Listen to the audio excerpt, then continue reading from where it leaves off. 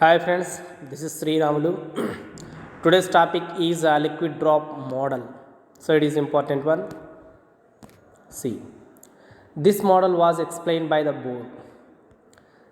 The nucleus is similar to a small electrically charged liquid drop. That is, the nucleus takes a spherical shape for its stability. Here, nucleus is compared with the electrically charged liquid drop, like a electrically charged liquid drop. And the shape of the nucleus is a spherical shape. So why? Because the spherical shaped body attains high stability, or getting high stability.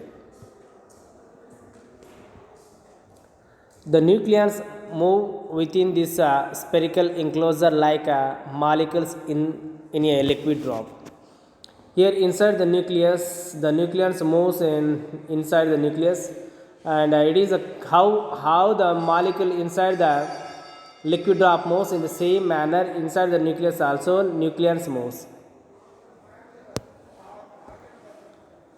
The motion of the nucleons within the nucleus is a measure of nuclear temperature, as the molecular motion of the molecules within the liquid is a measure of its temperature.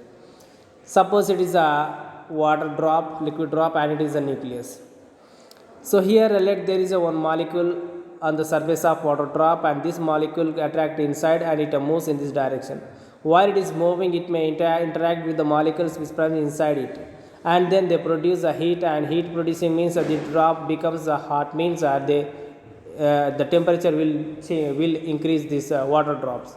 How the temperature changes or increases to the water drop? In the same manner, molecules, nucleons inside the nucleus also moves random inside it, and they produce a temperature also. The nucleons always remains constant, distant apart, and share among them the total energy of the nucleus. Here the nucleus, what is happening? Nucleus stay here only, nucleons stay here only, and they send the energy to the next two nucleons, and this can send the energy to the next nucleons. Like this, the energy will be shared within the nucleus. Next, the nucleons deep inside the nucleus attracted from all sides by neighboring nucleons, so while those on the surface are attracted from one side only. See here, let the one nucleus is there inside. This nucleus can interact or attract with this nucleus, and with this, and with this, and with this. Okay, so that means it attract with all the nucleons around it. But suppose there is a one nucleus on the surface of the nucleus, this cannot attract this side, but it attract inside only. So that is its attraction energy is less comparing to this. So inside one has higher energy than the surface.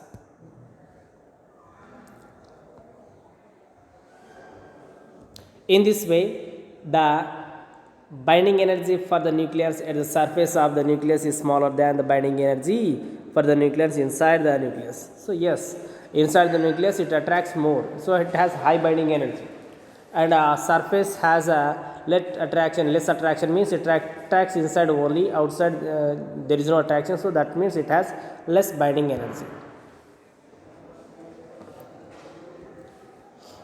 We know that there is a large fraction of surface nucleons in light nuclei than in medium and heavy nuclei. So surface fraction, we know that there is a large fraction of surface nucleons. So more surface nucleons present in lighter than the heavier nucleus. This shows the total binding energy is small for small a. Okay, so if the A is small, then the binding energy is also small. So the spherical surface which encloses the nucleus may be regarded as analogous to the surface tension, which hold a water drops to the evaporation of the particle from a liquid surface. What? The spherical surface which encloses the nucleus may be regarded as analogous to the surface tension.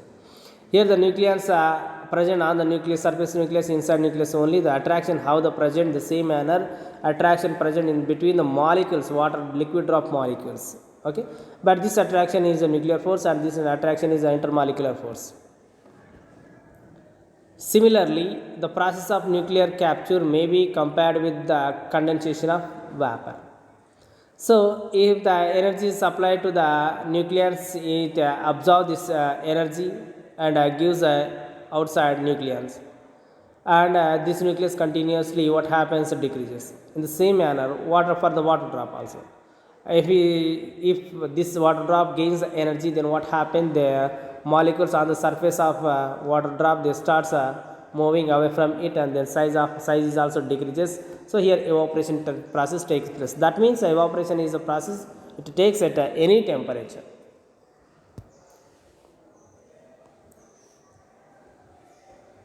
The nucleus remains in excited state until the nucleon or a group of nucleons happen to possess sufficiently lower the excitation energy escape through the potential barrier. See here, potential barrier means that is the attraction force. Potential barrier means attraction force. Suppose here the one nucleon is there. It has a certain attraction. If this nucleon want to move outside, then certain energy must be applied, or how much energy it is binding with the nucleon, the same energy if you apply it, then only it come outside. It escape that side. Okay. When the sufficient energy. Okay. Next. On the basis of a Coulombian repulsive force, we can explain why heavy nuclear tends to made up of more neutrons than the protons. So when the more protons are there, then what happens? Binding energy is more, and that is a high stable nucleus. Stability is more. Why? Because if the protons are more, then repulsive force will dominate the nuclear force. Then heavy nucleus tends to change into changes into two lighter nucleus. So to avoid that things, what happens? Protons convert into neutrons, and neutron numbers increases. Then the binding energy also increases. Then that nucleus becomes stable. The proton inside the nucleus repel each other according to Coulomb's law. Yes. So between the same charges, repulsion force, that is an Coulomb force will act. Okay. So the binding energy decreases. So when the Coulomb force acts, then what happens? That particles such as a proton, they move away from each other. Moving away from each other, that is a decreasing in their force, means their energy also decreases. So the binding energy decreases like this. Next, the repulsive force increases with increasing air. So that means the number of nucleus increases, repulsive force also increases, thereby resulting smaller value of binding energy per nucleons for large air. Next, what are the merit means advantages of devising this model? It has been successfully applied in describing the nuclear reactions, explaining the nuclear fission. Okay, so nuclear reaction and a nuclear fission. So here the small, heavier nucleus converted into smaller nucleus, that is a nuclear fission. The calculation of atomic masses and binding energies can be done with this with good accuracy. So by using this, we can explain the nuclear fission and the nuclear reaction, and also binding energy. Binding energy also we can calculate, but this model fails to explain the magic number. It is one of the demerits. Okay friends, thank you. Please subscribe.